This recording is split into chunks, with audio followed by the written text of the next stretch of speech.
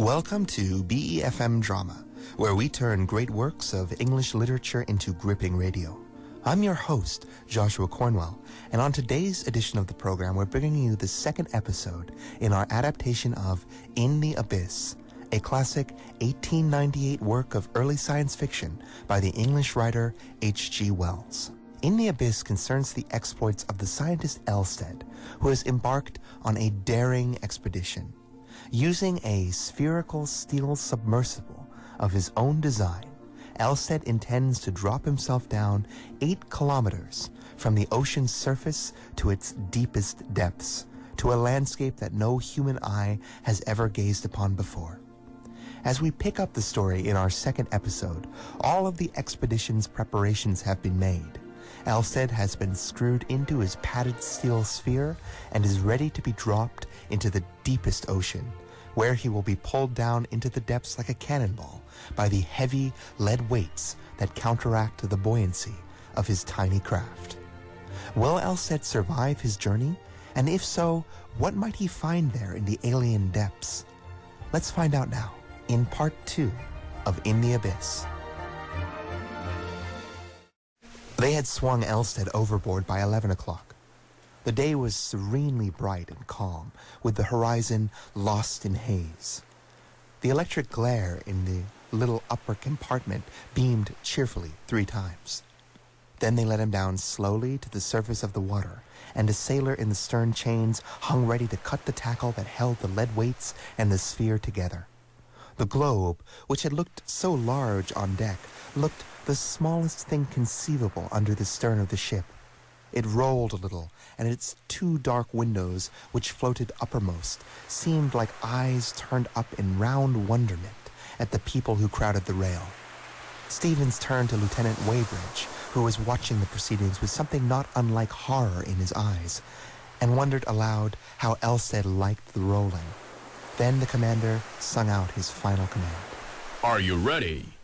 "Aye, aye. Then let her go." The rope of the tackle tightened against the blade and was cut, and an eddy rolled over the globe in a grotesquely helpless fashion.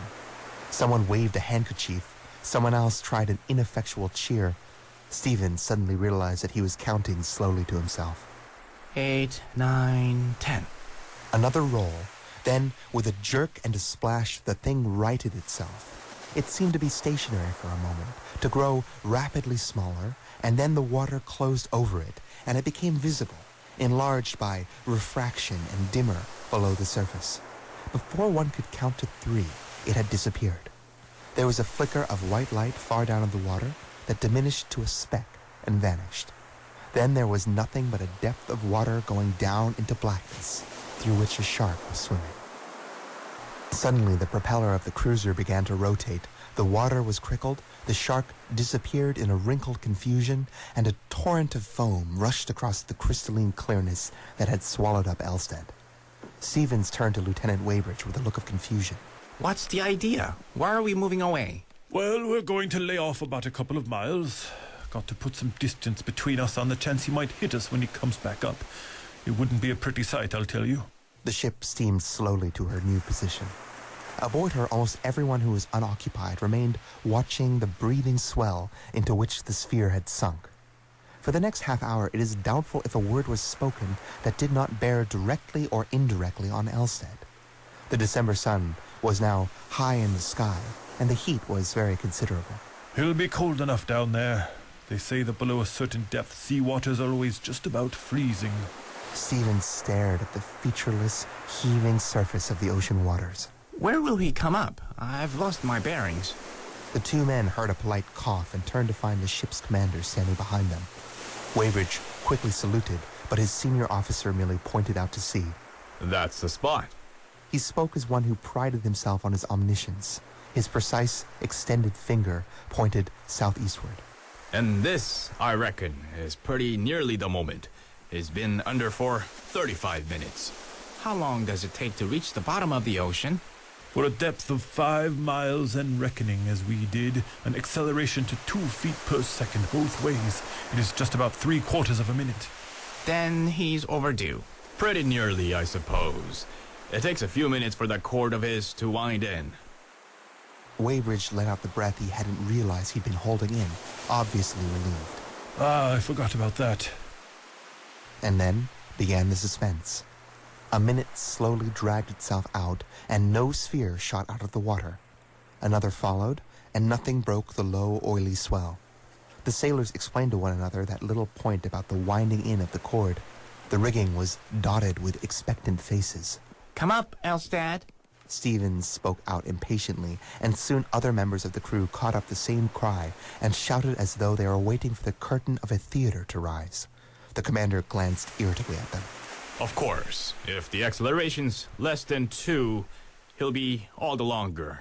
We aren't absolutely certain that was the proper figure. I'm no slavish believer in calculations. Stevens agreed concisely.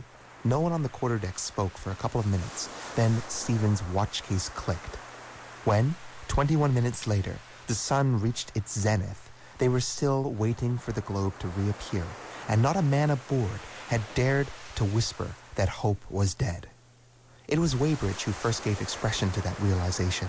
He spoke quite suddenly to Stevens while the sound of 8 bells still hung in the air. I always distrusted that window. Good God, you don't think... Well... The lieutenant left the rest to Stevens' imagination. Then the commander spoke again, but even he couldn't help sounding a little dubious. I'm no great believer in calculations myself. I'm not altogether hopeless yet.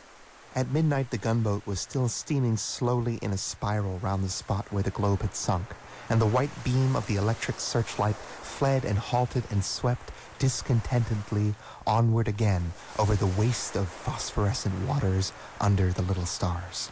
If his window hasn't burst out and smashed him, then it's a cursed sight worse, for his clockwork has gone wrong, and he's alive now, 5 miles under our feet, down there in the cold and dark, anchored in that little bubble of his where never a ray of light has shone or a human being lived since the waters were gathered together.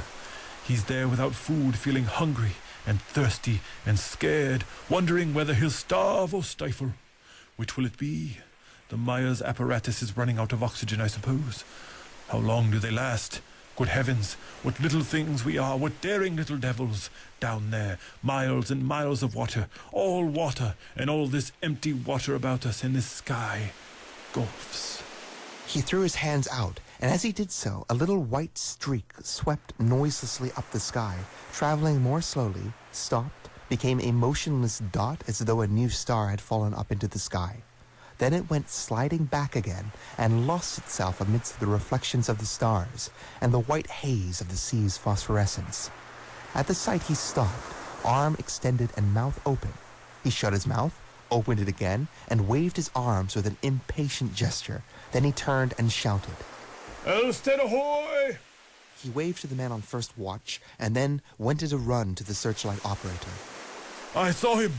Starboard, there! His light's on and he's just shot out of the water. Bring the light round.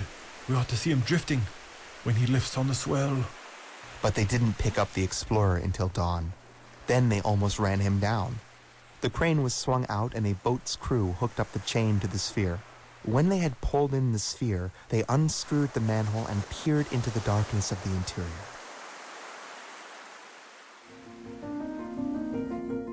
With that, we've come to the end of this episode. What unforeseen circumstances could possibly have resulted in Elstead being delayed so long at the bottom of the sea? Has the intrepid scientist succumbed to his ordeal, or is he still alive, with a story to tell? You'll have to tune in again tomorrow evening to find out, as we bring you Part 3 of In the Abyss, H.G. Wells' classic work of science fiction, here on BeFM Drama.